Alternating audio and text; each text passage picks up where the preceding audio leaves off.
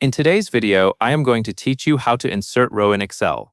This is a simple Excel task, but it is very useful when you need to add space for new information without deleting or rewriting the data you already have.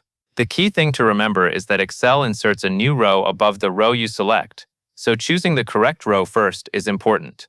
Start by looking at the far left side of your worksheet, where you can see the row numbers. Find the row near the place where you want to add a new blank row.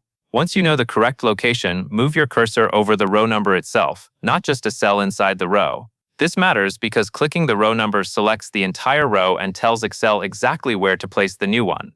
Next, right-click on that row number. A small context menu will appear with several options. In that menu, select Insert. As soon as you click it, Excel will create a brand new blank row above the row you originally selected. For example, if you right-click row 8 and choose Insert, the new blank row will appear above row 8, and the existing row 8 and everything below it will shift down by one row. This helps preserve your current data while making room for anything new you want to type in. After that, take a moment to verify that the new row has been added correctly. You should now see a fresh blank row in the expected spot, and the existing data below it should have moved down.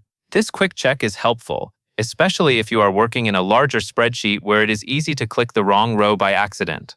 If the row appears in the wrong place, simply undo the action and try again by selecting the correct row number. Being precise with the row you click will save time and keep your worksheet organized. That is the full process.